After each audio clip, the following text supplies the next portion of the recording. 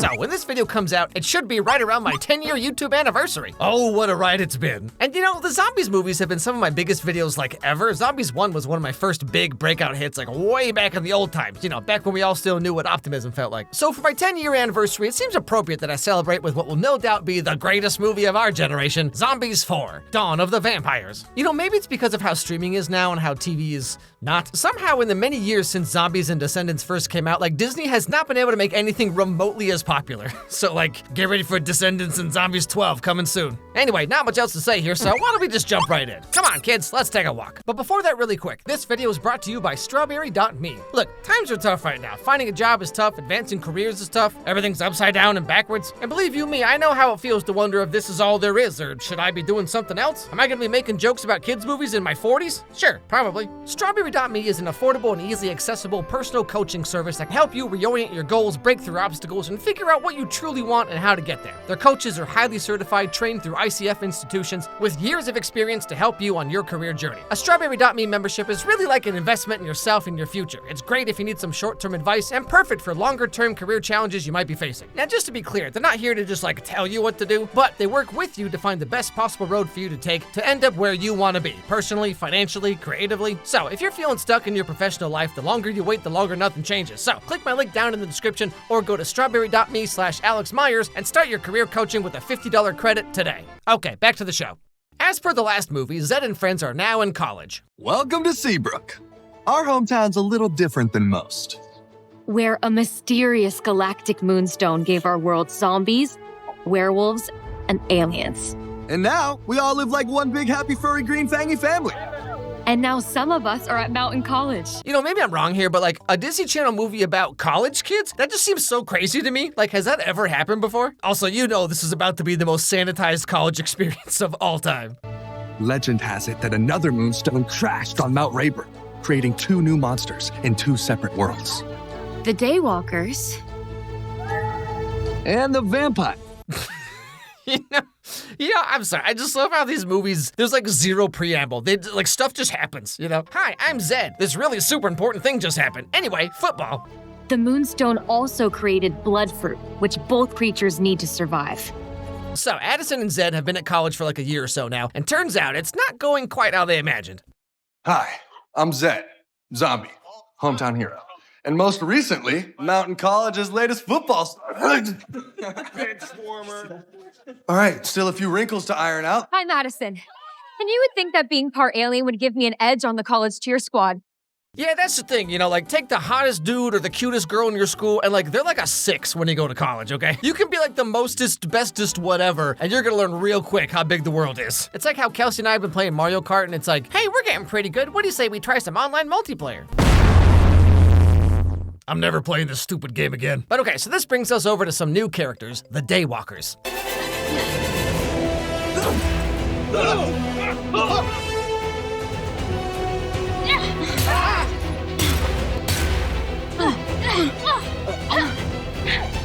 Wait, I'm sorry. Hold on. Is this just Avatar? Did they literally just make the fire tribe and think we wouldn't notice? All right, good job, everybody. Remember, put your whole body into it. Right in the fangs. We've got to be prepared, right? Our blood fruit is dying, and we have to find more if we're gonna survive.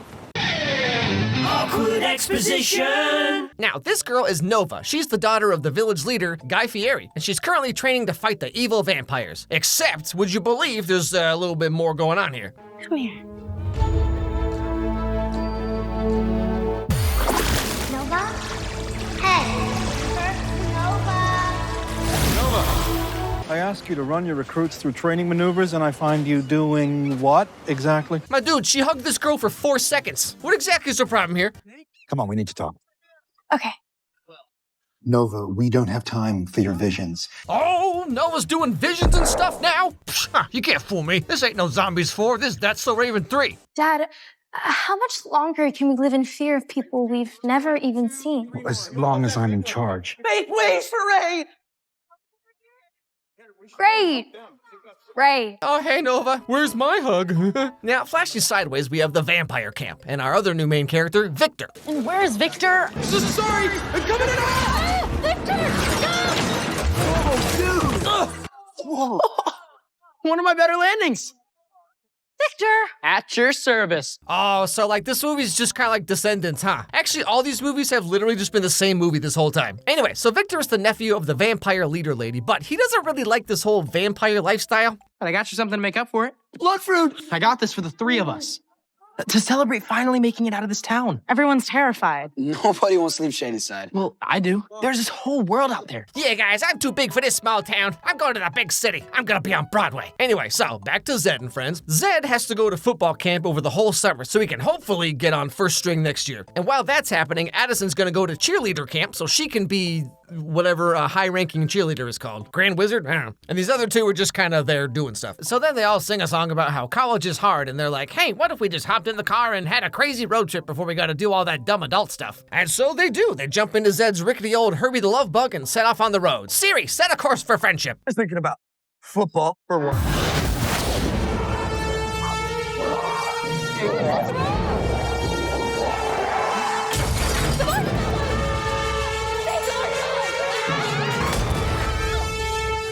Yeah, so like 8 seconds later, they completely crash the car. Everyone's like, whoa, dude, good thing we're all like 19 and we can come out of a car crash with less bodily harm than a 30-year-old who sleeps the wrong way.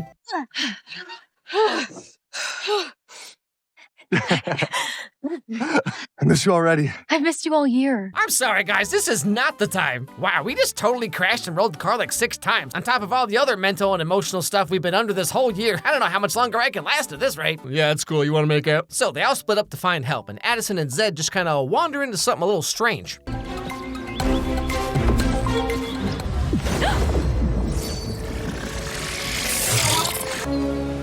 By this time tomorrow, I will be living, breathing, and eating football. Oh, I wonder what football tastes like. So Addison wanders into the vampire world, which is guarded by a force field that literally anyone can enter. So I don't know what the point of that is. And Zed wanders into the Daywalker world the same way. Wow, what are the chances? Wait, Hello! Hi, I'm Zed. I was wondering if you guys had a mechanic I could use or... Vampire! Oh, what? Okay. Whoa, take it easy now. Oh, chill. What the heck was the point of all that? It took you like 30 seconds just to get here. So at first I think Zed is a vampire, but then they realize that actually he's just really tall. Nova, I hope you have a good reason this intruder was not immediately destroyed. Can you please make it a really good reason? We could use another recruit. He looks like fruit. What? Now, on the other side, as you might imagine, the vampires kind of freak out when they see Addison because she has blonde hair, and you know what that means. Get ready for the dumbest TikToks you've ever seen. hey! Am I glad to see you? Daywalker!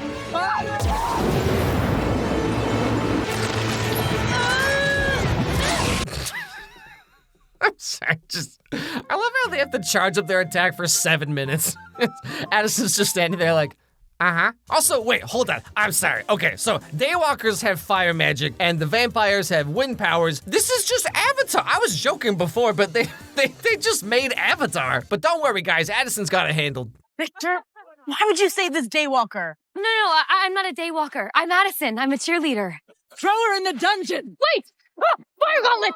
Duck! No, it's a Luma lens. I'm part alien. See? Guys, she's not a daywalker. Wait, why does no one react to that? She's a daywalker. No, guys, relax. She's just part alien. Oh, okay, my bad. What? Anyway, so Addison and Zed get wrapped up in this war between the Daywalkers and the vampires when they all go to the blood fruit orchard to get blood fruit from the blood fruit trees. But like, okay, I'm sorry, slight tangent here, but like, the movie's called Dawn of the Vampires, and then we have these dudes who are not affected by the sun, they eat fruit, and they can shoot wind balls. You know, vampires. How will we get the fruit? I don't know. It looks like they need 3 keys. Vampires, ready yourselves!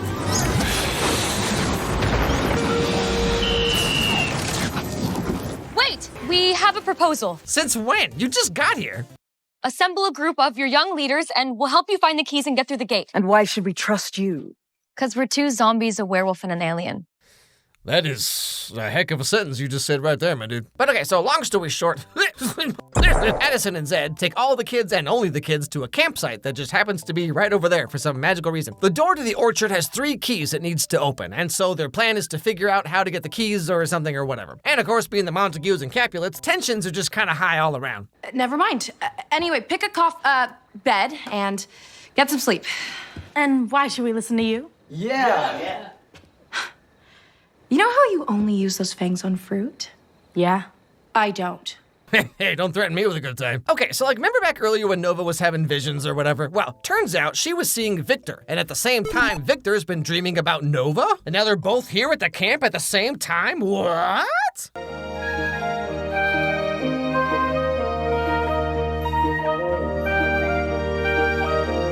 can't believe it. I never believed it could be true. This is basically the plot of like every K-drama. I see you in my dreams sometimes because actually we used to date like 400 years ago and now we're both here in the diarrhea section of Walgreens. OMG, this is so romantic. So basically this movie is That's So Raven plus Avatar plus K-drama all at the same time. Man, I tell you, Disney Channel is throwing so much spaghetti at the wall right now. Anyway, so while this is all happening, Addison and Zed and all the older kids are desperately trying to not go insane, having to deal with more 15-year-olds than a Minecraft YouTuber's dating history. I really missed you all. Yeah, freshman year did a number on all of us. College isn't forever, right? Yeah, we just have to focus everything we've got on our goals right now. That's the way we leave our legacy. Is that the only way, though? I mean, isn't there more to life than being a cheer captain or a football star? Yeah, like being a good friend. So right that moment, another pulses and makes Zed kind of go crazy for a bit. And they come to realize that these pulses are getting stronger. And if they get strong enough to reach Seabrook, that's like dangerous, but also it's gonna undo all the goodwill they built over the last 3 movies. Anyway, back to Nova and Victor.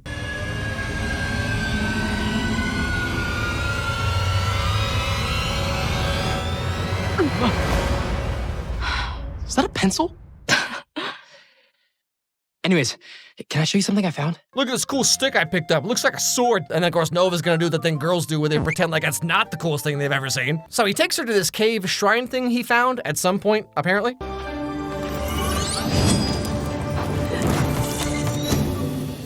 Whoa. What is this place? Isn't it amazing?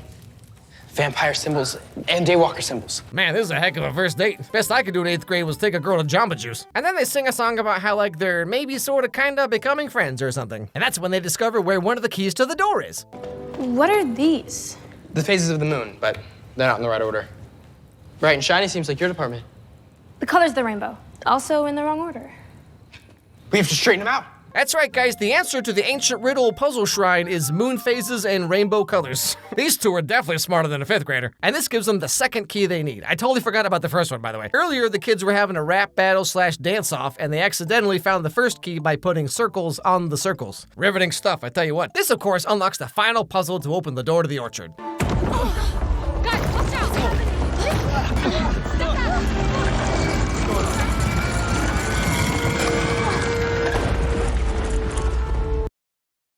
Only one team can win. But before they can do that, that weird gravity pulse thing that made them crash the car earlier, well, it's back once again. Things are looking pretty bad for Zed, so they really need to find out what the heck this whole thing is. That Z-band. If we don't stop it, he'll zombie out forever. Hey, I'm okay. All right, just go check on the campers. Eliza, please tell me you have a location on that pulse. I think I have something, but it doesn't make sense. Oh, you mean like this entire movie? So, short story even shorter here, they somehow magically discover that the gravity pulses are coming from deep underground. They go down there and they find this like weird metal tower thing stuck in the roots of the bloodfruit tree. And apropos of nothing, they come to this conclusion that pulses are being sent from the bloodfruit tree roots themselves because they're like damaged and stuff. OMG, literally me. So they realize they need to pull the tower like up and out of the ground. And of course, the best way to do that is while singing a song or rapping, as the case may be. Just a quick side note here, but like this is the funniest scene in the entire movie because Zed is like rapping and he's using all of his like zombie strength to pull a giant radio tower out of the ground. And the whole time Addison's just over here doing this, just gyrating in the corner.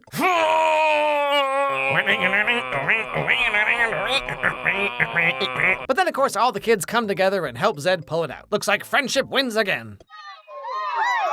Yes! Yay! We saved Monster Kind! Again! I wanted to say it. We're getting pretty good at this thing. Well, when we all work together, there's nothing we can't do. Now, there's also this kind of subplot going on where Ray has a crush on Nova, right? And he's mad that she's spending so much time with Victor, and Nova wants to, like, follow her heart or whatever, so she gets so overcome with emotion that she just kind of sings on a golf course for a while. As you do. Anyway, so the kids all come together to push the CG rock thing. Hey, check this out. It's the sun and the moon together. That's us. That must be where this big boy's supposed to go. Yes! Let's go! Let's go! And then the big rock thing splits open to reveal the final key. However, The only 2 adults in the entire region apparently come back and they're like, hey, you, that fruit is for us, cause sharing is dumb. And Victor, working with our enemies, I should have you defanged. This experiment ends now. Watch out!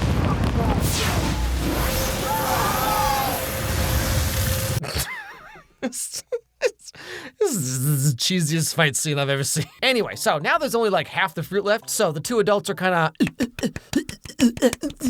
for a while. And while that's happening, Nova and Victor make a discovery about that radio tower thing. Nova? What does that look like to you? They look like they're supposed to hold a light stone. And a darkstone. Wait, y'all have moonstones? And so they both go and do that. And Victor gets his village's moonstone, and Nova goes to get hers after she beats up these 3 giant dudes with her karate. Zed is almost full zombie now, so like, that's a whole thing. Hey, if I zombie out forever, and I just talk about eating brains all the time, you do not have to stay with me. Oh, don't worry, honey. It's really not so different than most other guys I could date, so you're fine. I mean, it's either that or it's some guy with a snapback telling me about crypto every other day, so I'll take my chances. Anyway, so now it's time once again to save the world for the 4th time in a row. They're here. They're hiding the blood fruit. Step away from the fruit. Hey, his name is Zed, okay? Show some respect. So the end of the movie, the 2 kids put the moonstones into the tower, and both powers are combined, and then it makes it rain, which heals the blood fruit orchard, and the roots are healed up, and then Zed is all healed up, and literally any problem anyone has ever had is just magically solved. And then the movie desperately tries to make itself make sense. All monsters are connected by the moonstones. You kept your moonstones apart for too long. It caused your orchards to die, and the pulse that was released affected all of us. Our ancestors, they built this place together. For both our towns, all of us. Okay, so like back at the beginning of the movie, we saw this one giant moonstone crash into the mountain and split in half, giving these people sun powers and these people wind powers, right? So like, what was this originally then? Are y'all like descended from Goku? I feel like we should spend summer in Seabrook, no? Yeah. Our friends and family love us no matter what. Mm-hmm. First string or second string? Cheer captain or cheerleader, that does not matter. What matters is that we're with the people we love. You know, I gotta say, the overall message of this movie is so stupid. It's like, you shouldn't try so hard at stuff. Instead, you should hang out with your friends as much as you can. Like, no? I mean, friends are great and all that, but like eventually everyone's gonna get married, have kids, they move to a much more economically viable place to live, and then you're left with what exactly? What, you just gonna be some divorced guy in your 30s making jokes about Disney Channel movies for a living? But all the same, now it's finally time for Nova and Victor to have the talk. You know, where every couple's like, hey, so I know we just saved the world and stuff, but like, what are we though? See ya. Wait!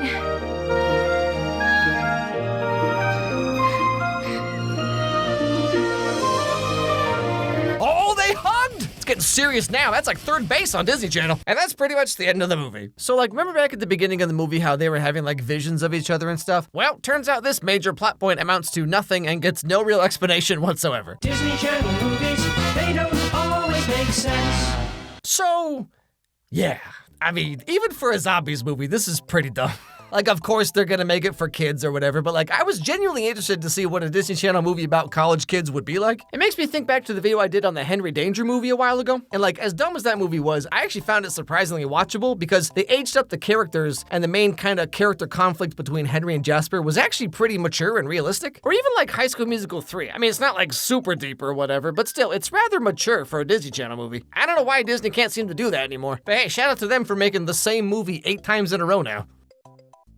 I feel like I say this with every Disney Channel movie that ever comes out, but especially like the Descendants and Zombies one. I'm always baffled by the decision they make to age things down further than they were when they started even. Like for example, you know, Zombies 1 came out in 2019 and now Zombies 4 is 2025, so it's 6 years difference. So if you watch Zombies 1 when you were 12, you know, you're 18 now, right? And like obviously I'm not saying that Zombies 4 should have been like a American Pie college raunch-com or whatever. Like I'm not saying that, of course, but it's just like they could have aged up the story story and aged up the setting with the characters, like something that people who are 6 years older now would actually kind of be interested in. Because like the current story of this movie is literally just a rehash of every other Descendants zombies type movie. I mean, they even kind of joke about it in the movie itself when Zed and Addison are like, wow, this sure seems familiar. They just do the same movie like every time. But, you know, okay, to be fair, having the same people have to relearn the same lesson every 2 years, that's actually the most realistic part of any of these movies. Let's be honest here. Maybe that's more realistic than I give it credit for, but it sure makes a real dumb story. I have a deep fondness for Disney Channel movies, all the corniness, the fact that none of them ever make any sense. But like I said throughout the video, I'm always kind of let down a bit, just like they don't let stories mature at all. But like they used to, right? You know, like High School Musical 3 is rather mature. The Hannah Montana movie, rather mature. Lemonade Mouth, quite mature. There's that Shia LaBeouf movie, was that True Confessions? Not that it's a great movie, but I mean, it's, you know, there was a period of time when Disney Channel was trying to be more. For whatever reason, they just gave up on that, and then it's just, let's just make the same movie 8 times in a row, you know?